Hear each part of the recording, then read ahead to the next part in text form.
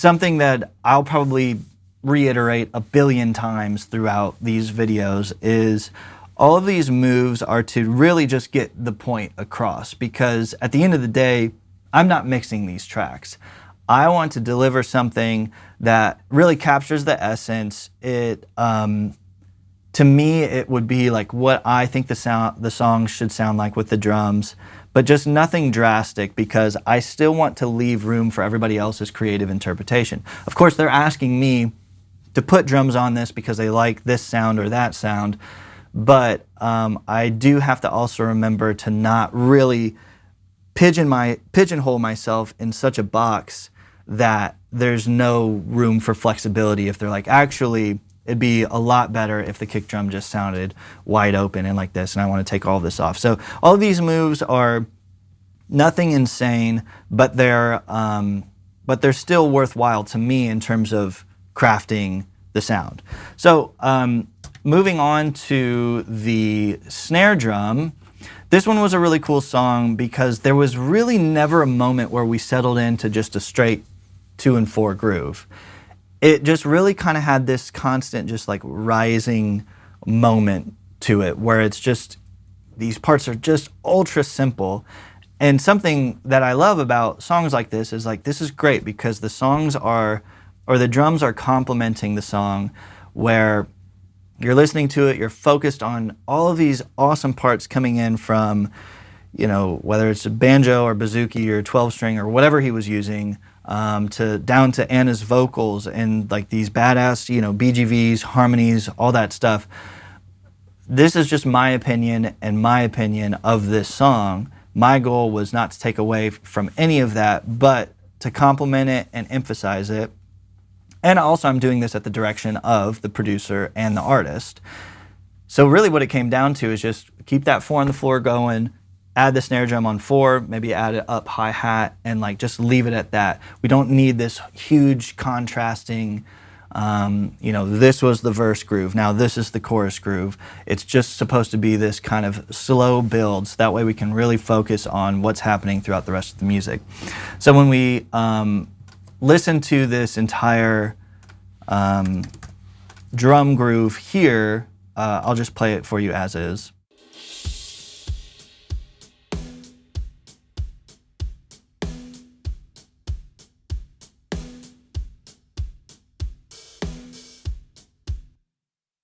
There's nothing to it. But the cool part is we're chasing a sound that is still kind of down the middle. This snare drum has some body to it. It's not just completely dead and flat. It's not a super deep snare, but it's not bright enough where it's gonna overpower everything else in the mix. So it's just a straight down the middle snare. So as we're listening to it, I've got 3 mics on the snare, and my idea behind 3 mics, I've got a dynamic mic, a small diaphragm condenser, and then a snare bottom mic. The dynamic mic to me is really just, it's like you're straight down the middle 57. I use a Beyerdynamic M201. To me, I think that's got better rear rejection. I think it's a little bit more full-bodied, so I can get more low end from it and more top end all at once, which is kind of what I was chasing with the small diaphragm condenser. But then the small diaphragm condenser, just because of its pickup pattern, would inherently have more hi-hat bleed or more cymbal bleed, whatever the case. So because of that, I think they complement each other really well. These 2 top mics, they're going through a Heritage Audio, kind of like their 1081, like a Neve 1081 model, where it's kind of the same thing as the kick drum. Little bit of a low end boost, little bit of a low mid cut, and then just some shine on the top, and then a cutoff to make sure I'm not allowing so much hi-hat bleed through it. So here is that snare top dynamic, which is the M201.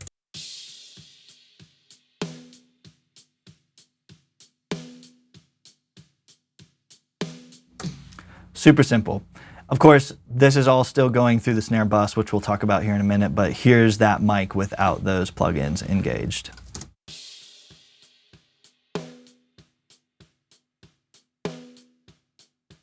straight down the middle. Here's the small diaphragm condenser, which is it's an SE Electronics SE7 or SE8.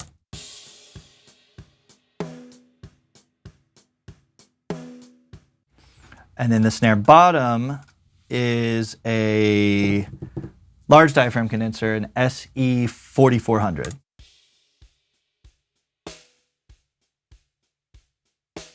Which is cool because it's actually got a lot of low-end information in there. So all of these mixed, I keep them pretty close to each other. I try to do a lot of the work on the front end with the EQing and with the gain and with the trim, the volume output. So that way when I'm inside of Pro Tools, everything can kind of come in flat and already in like a decent mix position. The whole point of collecting outboard gear to me is to make my work a little bit easier inside of the DAW. Obviously, some of that comes with some problems if, when it comes to recalling an old session and some of your settings have changed. That's the benefit of using all in-the-box stuff. But to me, when I'm using this outboard stuff, I'm making moves that I would make no matter what kit I'm playing, no matter what song I'm recording. Just really simple moves that will enhance the drum sound without putting it in a box. So as we listen to these 3 snare mics, I'm going to turn on this first channel strip.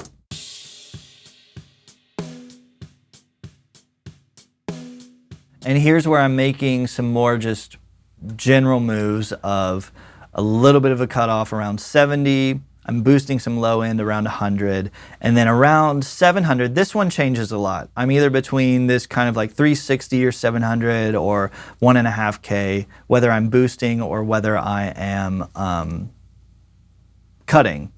But here I thought, all right, around 700, we're kind of hitting this thing. This compressor is relatively slow, and it's really just to catch any peaks that the compressors missed on the way in, because both of these mics, both of the top mics are going through DBX 560s, and it's just a little bit. Otherwise, it's going to get too clicky or it's going to just squash way too much. And for me, I just like when the snare drum breathes. We're going to get all that fat sound at the end when we layer in all of this bus compression. This is just my approach, but that's what I like about it. That's why you're not going to see this. You're not going to see this gain reduction move too much. So I will play all 3 of these snare drums with and without this. So here it is bypass.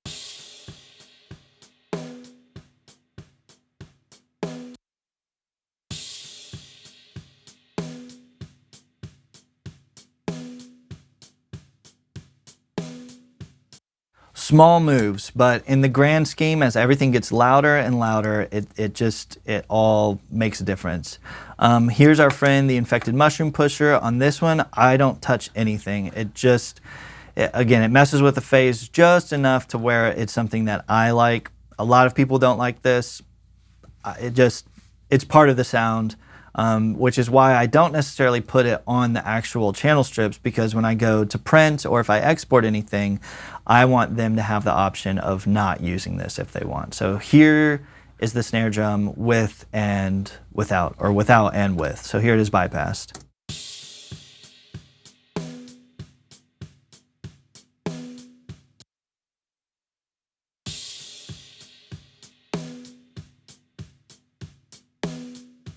So similar to the kick sound, it's got a little bit of that 1K, 2K that it just sneaks in, a little bit of compression. And then at the end of this, in this chain, I've got, again, another channel strip with the high pass and low pass engaged, just in case any of these kind of sub frequencies were able to sneak their way through, and just in case I need to roll off any more of the high end if the cymbal bleed was just going insane.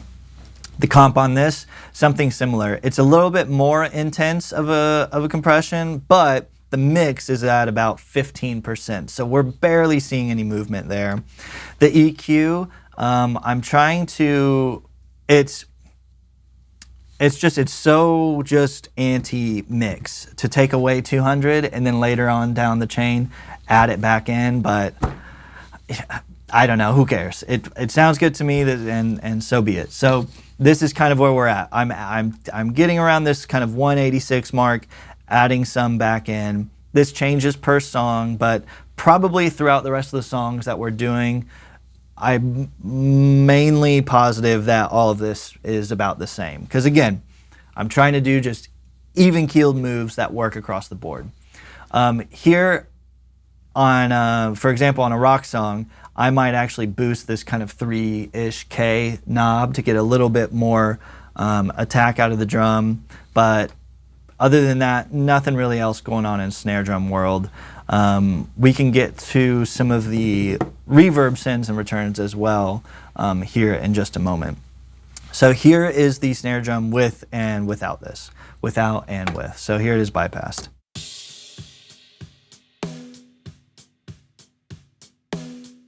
With it engaged.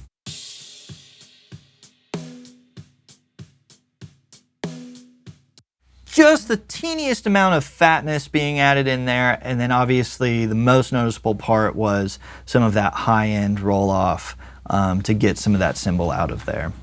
And then the last thing here, I am sending this to a room verb, but I'll go ahead and address that once we get through the rest of these channels.